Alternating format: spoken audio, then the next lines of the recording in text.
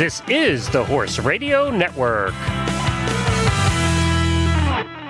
This is episode 42 of the Dressage Radio Show on the Horse Radio Network.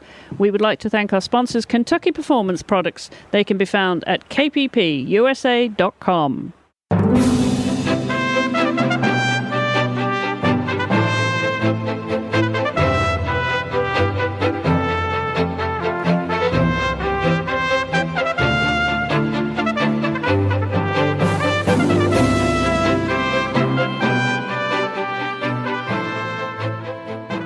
This is Chris Stafford in Lexington, Kentucky. And I'm Catherine Haddad in Fecta, Germany. And you're listening to the Dressage Radio Show. Well, welcome back already, and thanks for jumping in the co-host chair this week, Catherine. Great to have you back. No problem. It's my pleasure.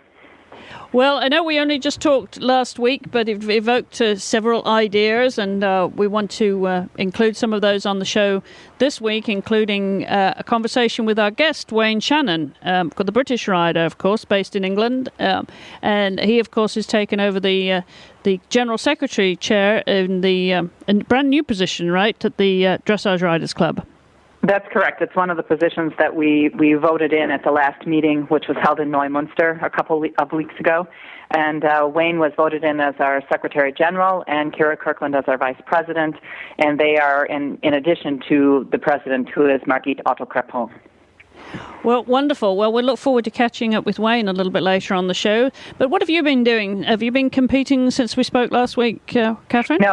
No, I haven't. No, I'm still trying to get over winter here. I have big plans for the springtime and after we have our snow melt here. But right now I'm just sort of hibernating. And, I was going to take a picture of me riding in my snow pants. And then I thought, no, I can't do this to myself. I am not putting this on the internet. So I'm afraid to disappoint you. I'm just not going to do it, okay?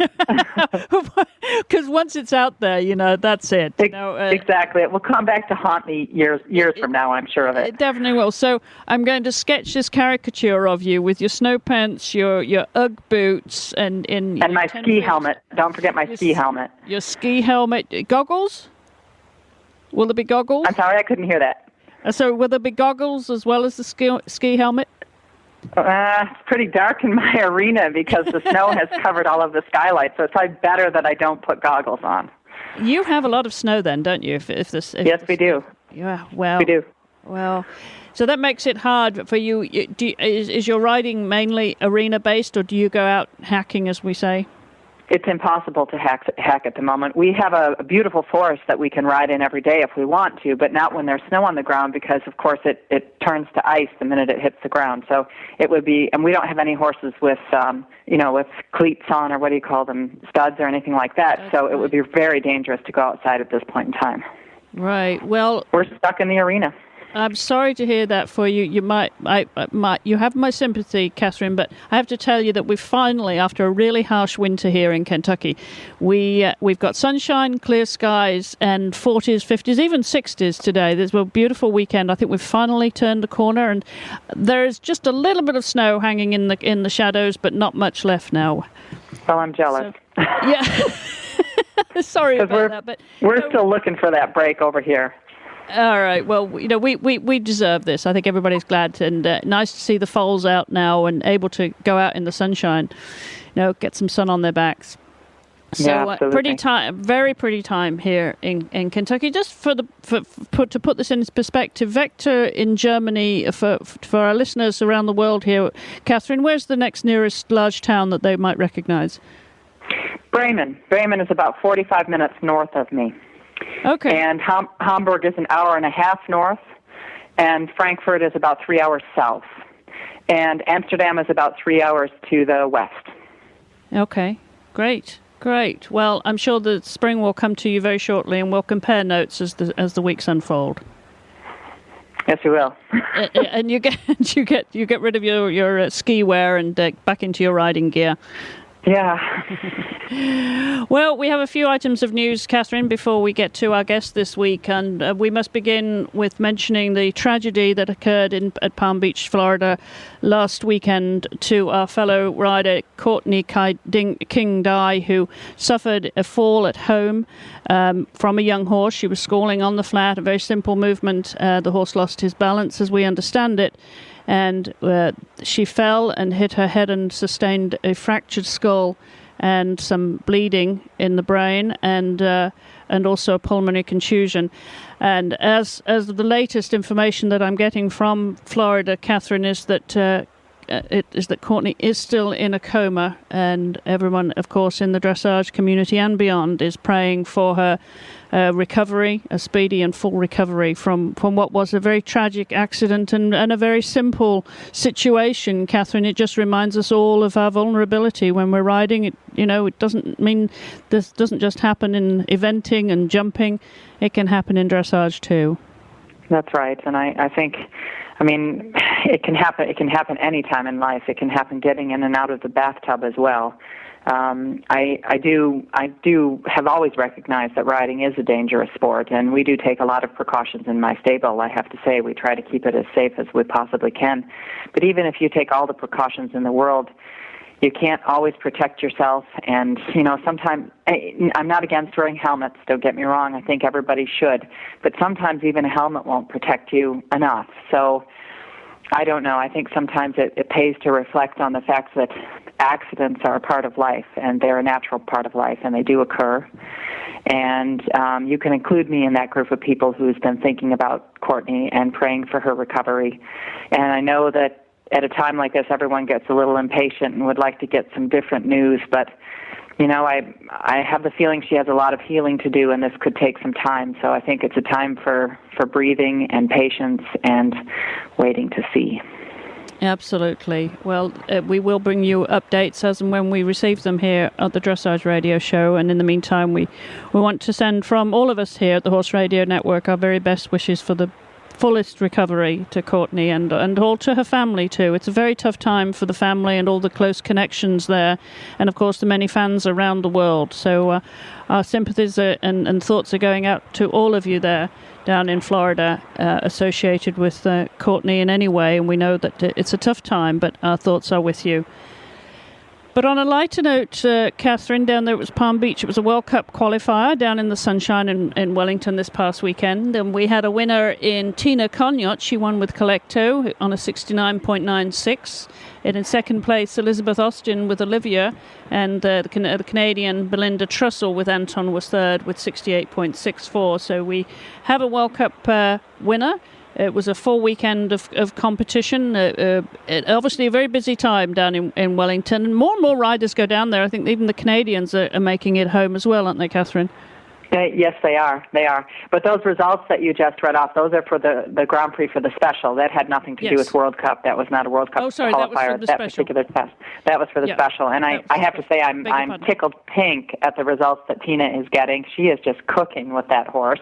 Yes. And I hope she keeps going because I see little bits and pieces of a team getting put together, and I'm very excited about the summer now. Yes, you're absolutely right. That was for the special. I should have qualified that. We will have the full results that we link to, as always, on our website. So don't forget to check out our show. I have the result here in front of me from the musical freestyle, and it looks like Michaela Gunderson won that with Leonberg. Right. So she actually won the World Cup qualifier.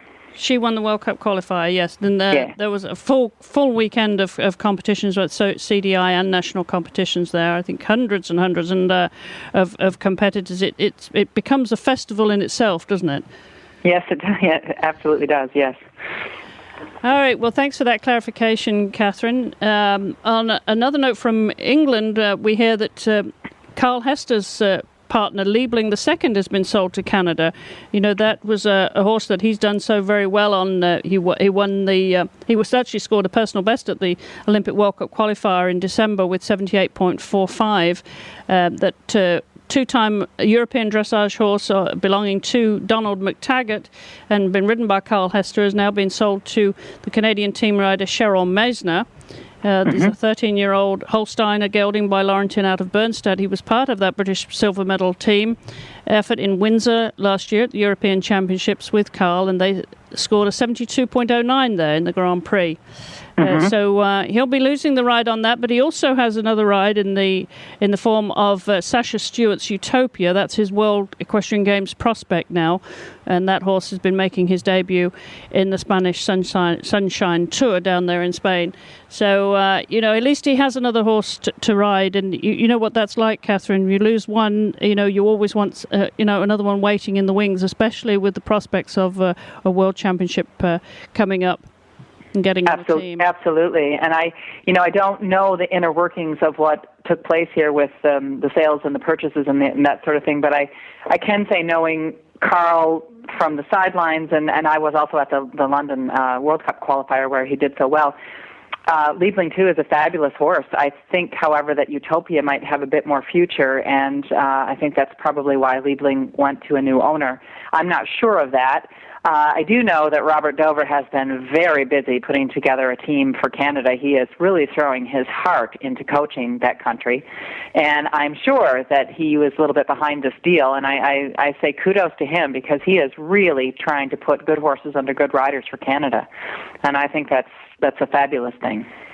Yes, it really is. It's, especially this year, when they don't have to leave the continent. They can be, compete. They can be training here, not have to think about traveling any long distance to a championship event like we normally do. We normally have to go overseas, so it's at least an advantage in that respect. And it'll be very exciting, I think, for Canadian dressage. I think so, too. I think it already is. It already is. I know, certainly. Well, we also should mention that we're getting closer now to the World Cup finals, and that 15 riders from 10 nations will be competing at the 25th World Cup dressage final. This year takes place in Hertogenbosch in the Netherlands at the end of this month. And, of course, those of you who will be following the World Cup series will know that Stefan Peters will not be defending his title. He's chosen to focus on the World Equestrian Games. So at this point in time, there will be no American representation, but the Western European League lineup is already decided following last weekend's final qualifying leg in Gothenburg, Sweden, where Adelind Cornelissen, of course, came out on top when we reported that. The Dutch rider will be joined by her gold medal winning partner Edward Gall and Imke Schellekens-Bartels in the battle for the 2009-2010 title. And Germany will be represented by Isabel Wirth, Matthias Alexander Roth, and Carola Koppelman. They will be in action while Sweden's Patrick Kittel secured his place with an impressive second place. So they'll be heading the Western European League. Always tough competition. Catherine, will you be going to watch that? I am going to watch. There's another meeting, actually there's 2 or 3 major meetings on Friday, March 26th, which is the day before the World Cup final begins. So I'm going over the whole weekend. I'm going to go to the meetings and then watch the competition for a couple days. And my birthday is on Friday, March 26th, so I'm going to be celebrating it in Hertogenbosch. And I would also like to mention that Louise Nathorst has a birthday on the same day, so we're celebrating our birthdays together. We're pretty excited about that. Oh, what fun. What fun. Yeah. Now we know that. We're going to have to tease you. Expect anything now. If you give away your birthday on the Dressage radio show, you can... Oh, no. You can expect anything on your fan page. But you can't ask how old I am, because anyone who asks that gets the same answer, and that's that I haven't celebrated my 39th birthday yet. Oh, is that the answer to it? Okay. That's the answer. I purposely didn't celebrate on that year so that I can keep saying that for the rest of my life. Is that right? That's an interesting way to put it. Okay, well, I could say that I haven't celebrated. No, I won't go there. You're not going to ask me how old I am anyway. All right. Well, we'll have plenty of time to wish you a happy birthday, but it sounds like it's going to be fun. What a great way to celebrate. I'm very much looking forward to it. Good for you. Good for you. All right. Well, we're coming now to our first our guest this week, and but before we do, we're going to take a short break here for a commercial. So don't go away. We'll be right back. At Kentucky Performance Products, quality assurance is a key ingredient found in every product they sell. Each supplement is manufactured to exacting standards and certified facilities. Their ingredients are sourced from highly reputable suppliers and their formulas are fixed to ensure consistency in each bucket.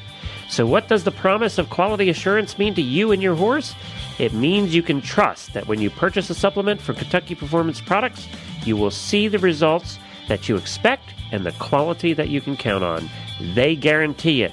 Kentucky Performance Products, helping you keep your horses healthy, sound, and competitive. Visit them at kppusa.com. That's kppusa.com.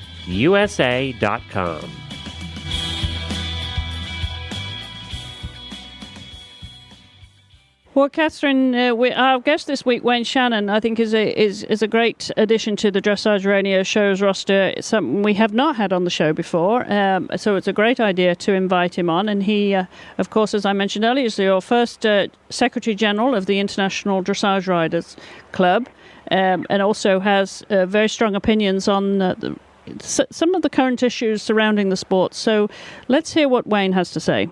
Wayne, hello, and thanks for joining us on the Dressage Radio Show. It's your first time here, and we're delighted to have you on the show.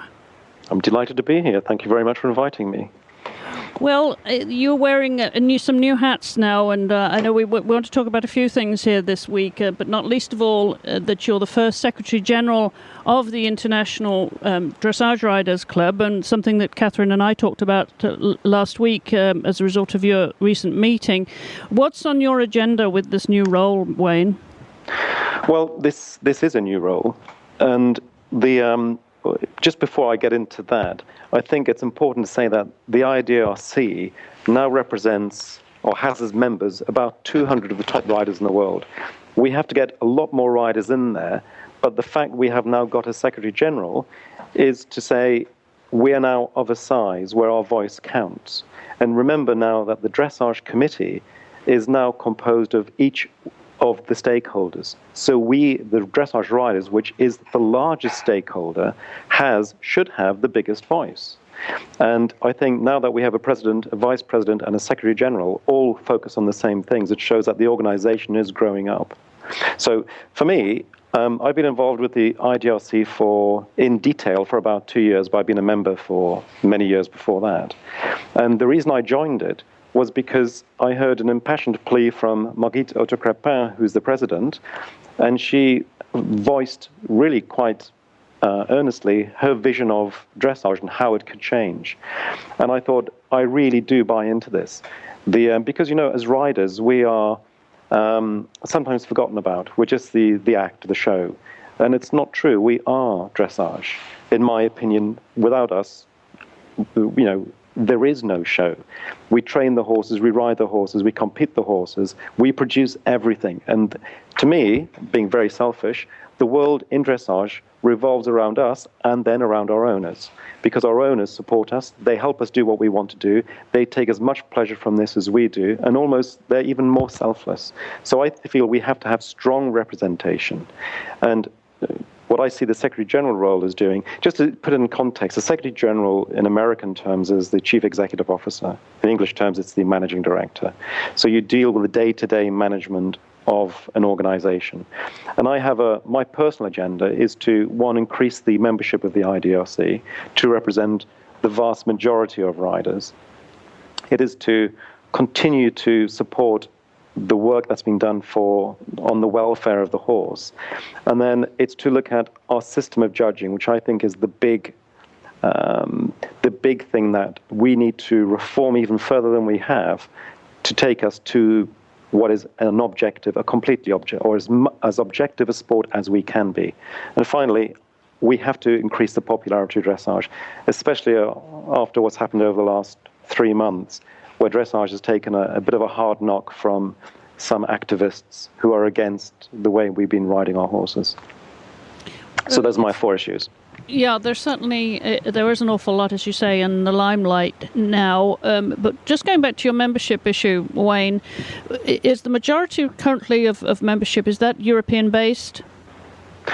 It is. The vast majority of members, the vast majority of dressage riders are European. And most of the members, I come from Europe. The US is a strong nation in the IDRC. We have on our board as well as many members, but we need a lot more. See, the Riders Club is not just for international dressage riders.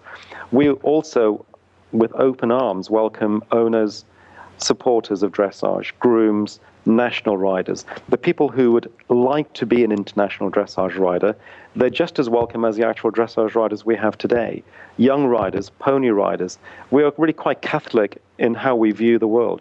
And this is because we are the organization that supports, we are the funnel for these people. The judges have their own organization. The trainers have their own organization, but owners do not. And we want them to come with us and join us. We have the same mission.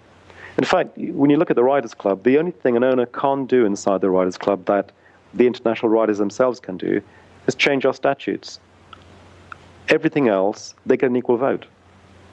Well, that's interesting that you're embracing, other types of membership. And when I alluded to the majority of membership being in Europe, obviously it is in the mainland of Europe, but I was thinking more of the British and the Americans and riders from around the world. Are they aware of the activities of the club and as they are now? No, I think they're very much not. Even amongst international riders themselves, I don't think there has been a large awareness. Over the last 2 years, it has increased dramatically. And over the next few years, it's going to increase even more so. But the reason for this is, historically, dressage has been controlled by some very competent, highly qualified judges who run the dressage committee. Now that has changed. We have one judge on the committee. We have one rider, one trainer, one chef d'équipe. We have a chairman who comes from the organizers. We have equal representation. And that means with this representation and with this equal voice, we have responsibility. And to an extent, riders have been looked after. We've been spoon-fed for many years. And now we have to start deciding for ourselves on some very big issues. We have, I would say, not just an equal vote, a more than equal vote. Well, with that responsibility comes, of course, accountability, recognition by the FEI and other organisations. So I guess you will be building kudos and respectability over time. And I think one of the other things that I wanted to talk about, Wayne and Catherine, please jump in here now, because I know that you're as passionate about this too, is the just judging system and the club's involvement in that. Do you want to start that, Catherine? Well, I think that Wayne and I have had many conversations about this recently, and I've talked to other members of the club as well. As riders, as professional riders who go down the center line every weekend, we are, of course, concerned about judging and where we would like to see it go and how we would like to see the system change. Wayne is an expert on this. He has moved the figures around inside and out and looked at all different possibilities. And I also participated in the judging trial that we had at Aachen last fall, where we tried out a bunch of different systems. What the FEI has decided, or what the dressage committee has decided, is that they will eventually give half points a chance. We don't know where or when. These half points are supposed to help us make the scores. I'm not sure what they're supposed to help us do, the half points. Maybe make the scores more consistent. But they're also going to form what's called a judges supervisory panel. And this supervisory panel will be made up of 1 or 2 or 3 judges that will simply observe the judging and the scoring, and we hope will eventually be able to correct mistakes that are made. But it's really, I think that this issue needs to be kept on our agenda really seriously. You can take last weekend as an example, and Wayne is aware of this too. In the Sunshine Tour here in Europe, down in Spain, we had huge discrepancies in the scores at the CDI level. And also, there must have been something in the air. It was a full moon or something, because also in Florida there were big discrepancies in the scores at the CDI in Palm Beach. And in fact, I have a score sheet right in front of me, and I'm looking at the scores from the freestyle. There was a horse that was in 3rd place, and I have 3 very competent, really good O judges sitting on the short side. So they're seeing a view that's pretty similar. And I have a difference in scores from 63.2% to 71%. And that's between 2 O judges sitting next to each other on the short side. So, Wayne, do you think that half points are going to fix this? Yeah, to some extent, and to some extent not at all. The idea behind half points, which I've been championing for the last 3 years now, was to increase the accuracy of judging. To give you an example, one of the problems at the Sunshine Tour, probably the worst example this weekend, was the difference on one ride of over 10%, almost 11%. And just take, in theory, a horse which had a movement of 65% for every single thing it did. This horse doesn't exist, but it's an imaginary horse. That means a judge should give it 6.5. We don't have a half point today. We have a 6 and we have a 7. So you could get the first judge saying, well, I'm going to round down, and the other judge saying, I'm going to round up. Therefore, you'd have one judge at 60 and one judge at 70. So the problem to me is our system allows a 10% difference in the final mark. And really, you can't even bat an eyelid. That is not on. That is not a judging problem, it's a system problem. And I think the biggest problem in dressage judging is not the judges who, by and large, are very competent, very well trained, especially at the top, they are experts. The problem is they have to interpret so much. It is not objective. They can therefore round up a little bit and round down. Some of the clever ones, and if you take our road judges, they're all good at this, I think, they will carry forward half a point and deduct half a point. So in their mind, they're already thinking, well, it's a little bit more than a 7, but not quite an 8. I'll give that a 7. The next one is not quite an 8, but it's a little bit more than 7. I'll give that an 8. And as a rider, this is really a big problem, because you look at your two pirouettes. Your pirouette right, you got a 7 for, and your pirouette left, you get a 6. You look at the video, and they both look the same. It's exactly because what judges rounded up on one down the other to make the average. So the half points is to get rid of that problem. But it is not the whole solution. For when Catherine was talking about Arkin and the judging trial, David Stickland and I, we designed a trial called the component system. And what this was there's something called the Dressage Handbook for Judges. And this is an excellent publication.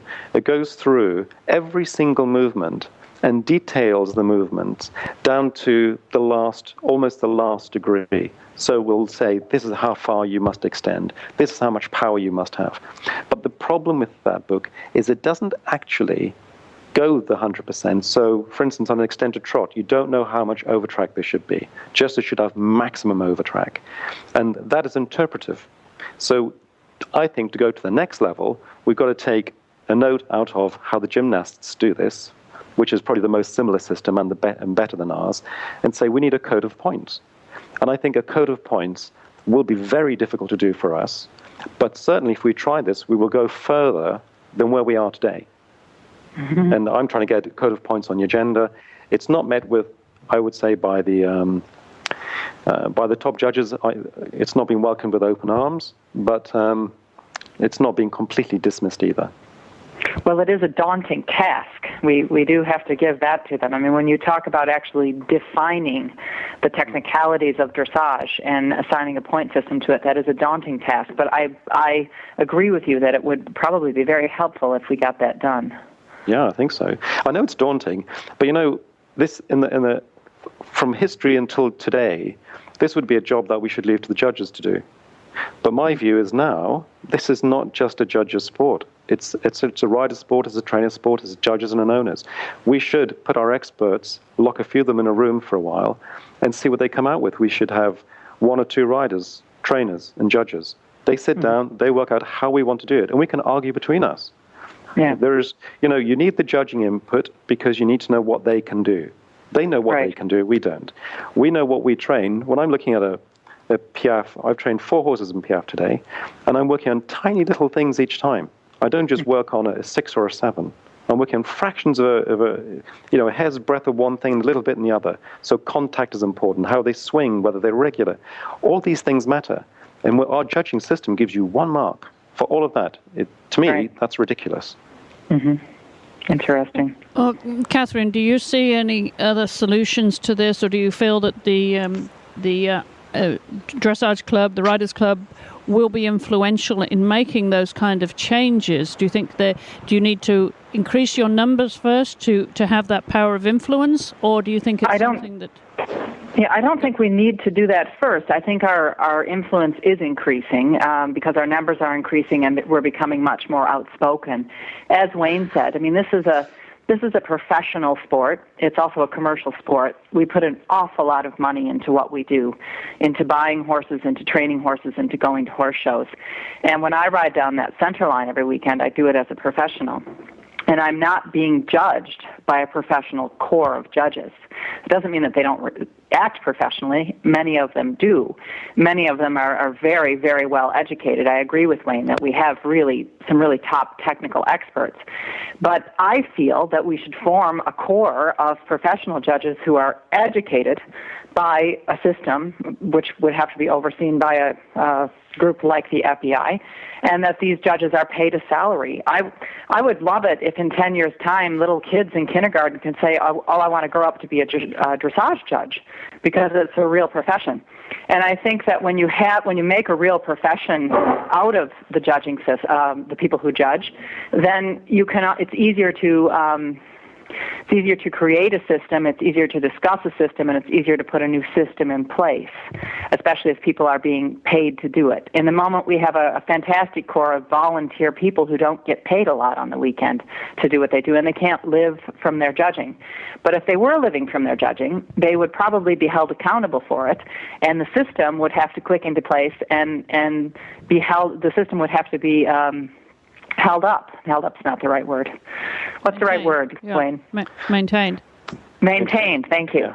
Would have to be used, not just put in place, but also used. Yes. I mean, we have a system right now, but as riders, especially when we come out of a test with a 6 or 7 or 8 or 10% difference between two very educated judges sitting next to each other, we don't know how to explain that. And for someone like me who makes a living in the sport, I come away from a show like that and think, why did I spend my money? Mm-hmm. Well, talking that's about bitter, systems, isn't it? I also want to discuss the recent discussions, obviously, that have been floating around, mostly around Europe, about the low, deep, and round LDR, as it's come to be known. What's your take on that, Wayne? Where do you see those discussions going with the group that's been formed by the FEI? Well, I think the group that's been formed has got a very difficult task. They have to work on producing a steward's manual, which is both comprehensive, clear, and enforceable. They also have to ensure that the stewards have the teeth to be able to implement the manual.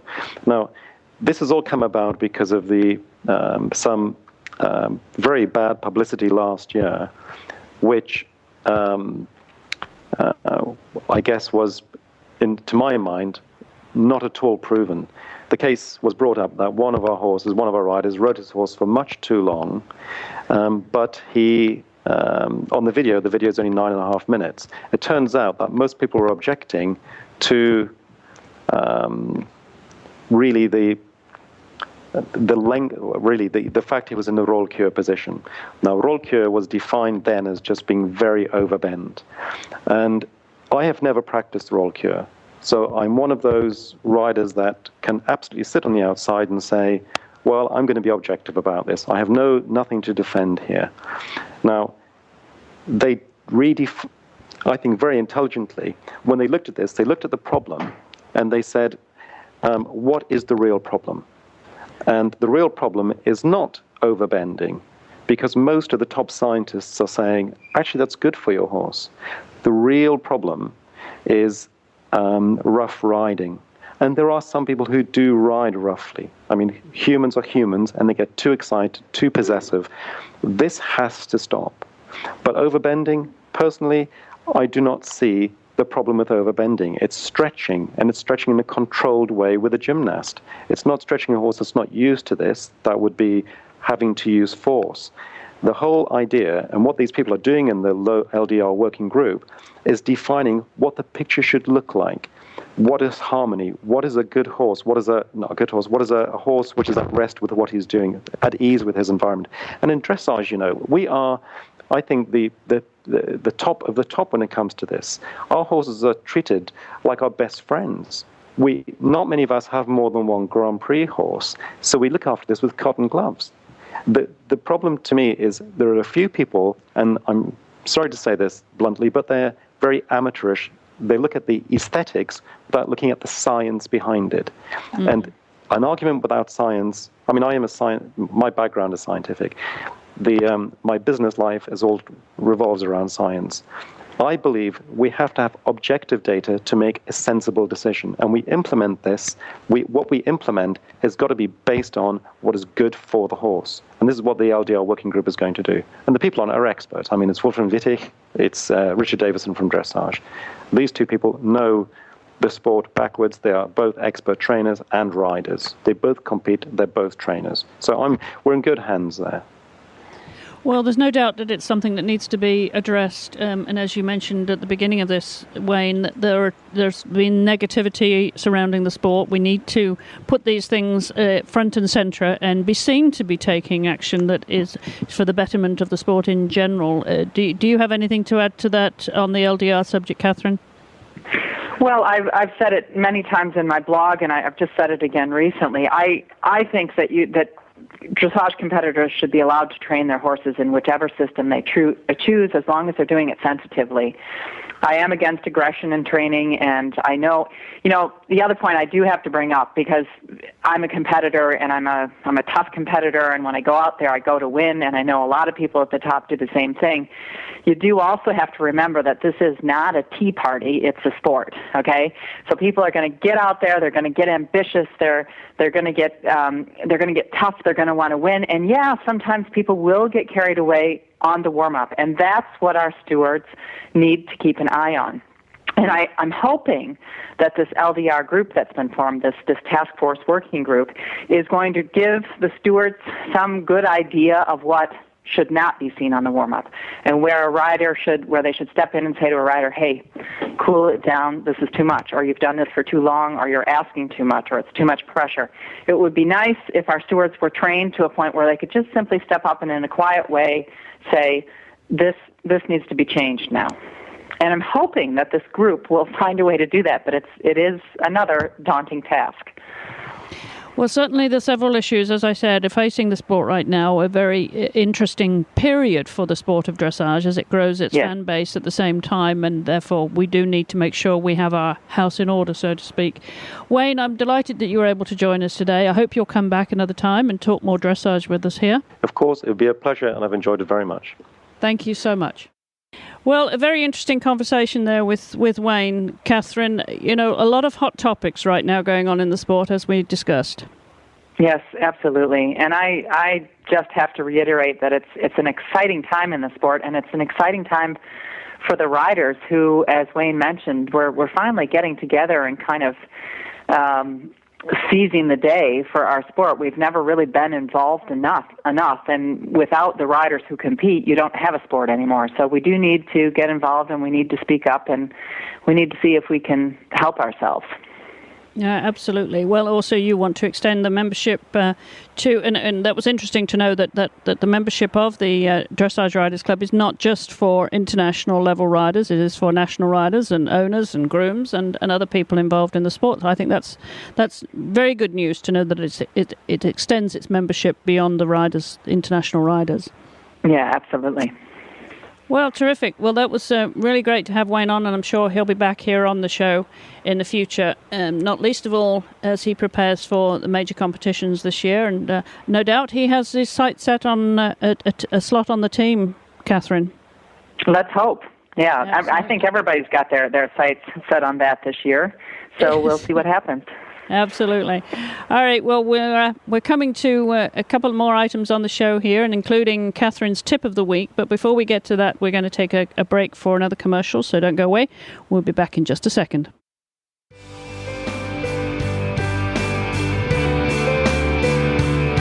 Glenn the Geek here, and we get many emails every week from people who really like the shows, and they ask how they can help support the Horse Radio Network. Well, you already do that by listening to the shows and by buying from all of our fantastic sponsors. And now you can add to that by supporting us directly and very easily. The next time you need something from Amazon, just go to any of our websites and click on the Amazon banner in the middle of the page. Then go on and buy your Amazon items. It won't cost you a penny more, just an extra click. But Amazon gives us a little bit back just because you clicked on the banner. Tell your family and friends to do the same thing. Every little bit helps us to keep giving you the quality equestrian programming that you have come to love. Thanks for listening.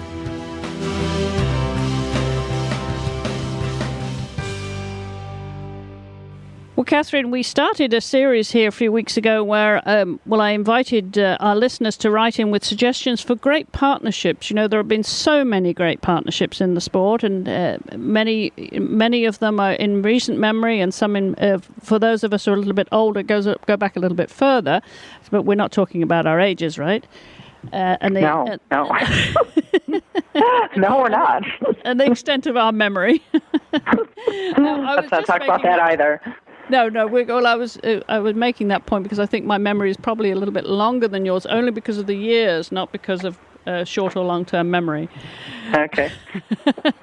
But one of the great partnerships that was mentioned was, of course, Nicole Uphoff with Rembrandt. A few people have mentioned him, but we want more suggestions from you. Keep those ideas coming. You can send those to me, chris@horseradionetwork.com, and I will pursue those so we can relive some of those memories with the riders. Again, the point is they have to be retired from competition now so we can reflect on their careers. And any ideas from you, Catherine? Any favorites that come to mind for you? Well, the first one that pops up is my good friend Louise Nathorst with her horse Walk on Top. Right. She won World Cup with Walk on Top. I can't remember which year it was, but that was just a spectacular combination. Yes, it certainly was. Well, I think we should add Louise to our list of great partnerships and see if we can't have her on the show here to talk about that relationship, those careers, and the wonderful memories that go with it. I'm sure if you give her a ring, she'll be happy to talk to you. Great. Okay. Well, we're coming now to our tip of the week. Catherine, you very kindly stepped into the co-host chair, and we put you on the co-host on the spot every week with a tip. That's there's no such thing as a free lunch, right? You have to come up with something for us. Oh dear. Tip of the day. Okay. Tip of the week, and yours is an interesting one. I think you wanted to talk about learning to sit the trot. Yes.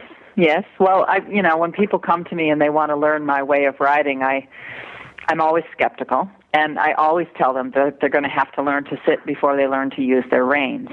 So sitting is a big part of my program, and I'm always very much after people to learn to sit the trot, to learn to sit the canter, to learn to follow the horse with their seat before they learn to use their seat, which is a whole different ballgame.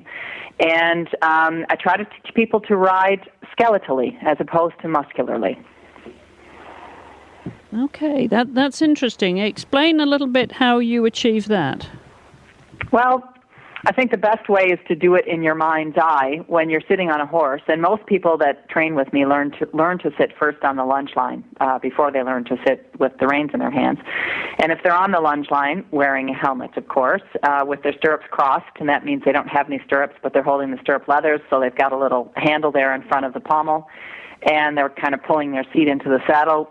We call that IAS in my stable, but I won't tell you what it stands for. You have to figure that out. But all right. Well, that's our quiz of the week, guys.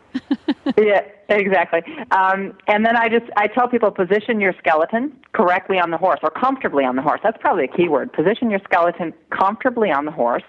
And it usually involves having the knee much further forward than people think it does.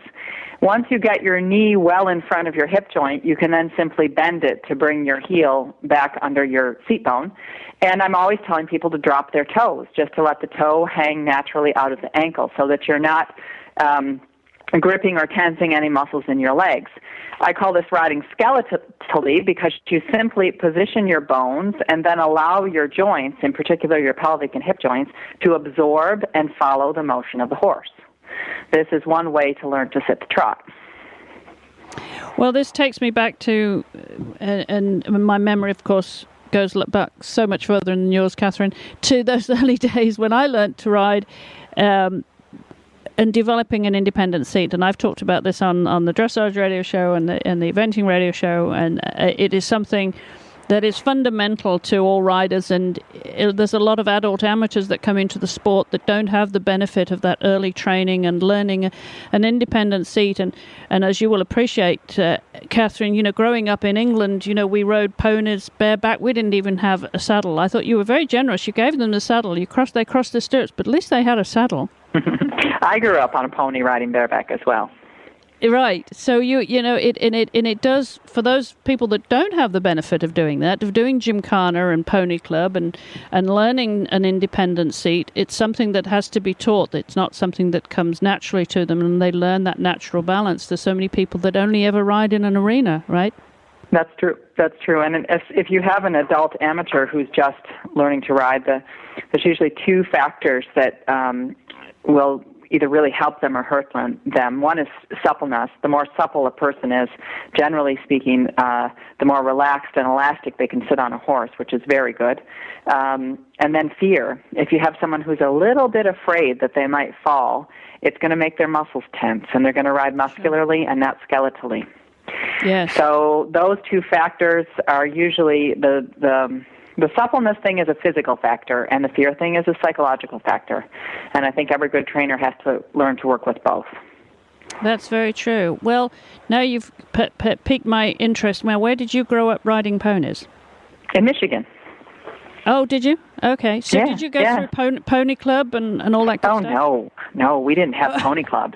We had 4-H, which is something altogether different. And 4-H was great, and we had a lot of meets, and we had people who taught us to ride. But generally speaking, in 4-H, horses are treated a little bit more from an angle of livestock than actually like pony club, where you're talking about equestrian sports. There's a lot of Western riding and what they call English riding and stuff like that in 4-H, but gymkhana as well. Gymkhana is But I did not grow up in a horsey family. So when I was 6, I wanted a pony, and my mother thought, oh, that's a cool idea. So she took me to this Shetland pony breeder that had 400 of them on a field, and we picked one out. And it was a wild Shetland pony mare. And we brought it home, and it bucked me off for 100 days before it let me stay on it for the whole time. Is that right? Yes. My father put X's on the calendar. Well, ponies will do that to you, won't they? Oh, so did you evil. always do? They can be really evil. They're very calculating, aren't they? I mean, if they want to, they're really smart. They're really smart. So when you were growing up at that point, did you go then straight to dressage, Catherine, or did you do something else as well? Oh, no. I grew up riding Western and barrel racing and saddle seats. I did a lot of saddle seat, and I used to drive my horses as well. I had a dog cart that I put my horses in, and I did some what they call pleasure driving. I didn't get into dressage until my early 20s. Oh, wow. And that came out of eventing. Just a few short years ago, then? Yeah, absolutely. Well, terrific. Well, thank you, Catherine. I'm so glad you were able to step in and join us this week. That's very sweet of you to join the Dressage Radio Show as a co-host. Not everybody wants to get in the hot seat, but I know you have quite a lot that you like to get involved with the sport, and not just as a rider, but you feel invested in. We're wearing so many different hats that we're thrilled that you're able to join us. And also, we should point out that we're now carried by the Chronicle of the Horse, and you have a blog on the Chronicle, right? You tweet about it. I do. And you're enjoying that still? I am enjoying it very much. Maybe I'm having too much fun with it. I just wrote a blog about using a bunch of different abbreviations, because how everyone's talking about LDR and LDL and HF, and I mean, if you flip through the blogs and the forums, there's people just using these. I guess you call them acronyms. No, they're not acronyms. They're just abbreviations. Abbreviations. And I'm not really all that used to the blogosphere, so I look at these things and it takes me 10 minutes to figure out what they stand for. So I put a few in my last blog, and I'm waiting to see if anybody else can figure out what they are. Well, now that's prompted me to go and take a look. And you better go take a look at it. Absolutely. Well, that's a lot of fun. Well, thanks, Catherine. But we're about running out of time here this week. But we want to remind you all that you can reach us at our dressageradio.com website, where our show notes are posted. You can also visit us on Facebook. We have a fan page there, as I do too. And I want to thank everybody for joining that fan page. You can leave your comments and questions there. You can also follow us on Twitter at Horse Radio. And also you can follow me at Chris E. Stafford. Don't forget the E in the middle, Chris E. Stafford. And I tweet about the shows all the time. You can contact us with your questions or comments, ideas for me or for any of our co-hosts here, or suggestions for guests. And if you have any questions for Catherine, I'll be sure to pass those along too. You can send those to me at chris@horseradionetwork.com. You can also leave a voicemail at 270-803-0025. Again, we'd like to thank our sponsors for making this show possible, and a big thanks again to Catherine Adat for being our guest co-host here this week. Catherine, thank you so much. You're welcome. It was my pleasure. Well, until next week, take care, everybody. Thanks for listening, and enjoy your riding.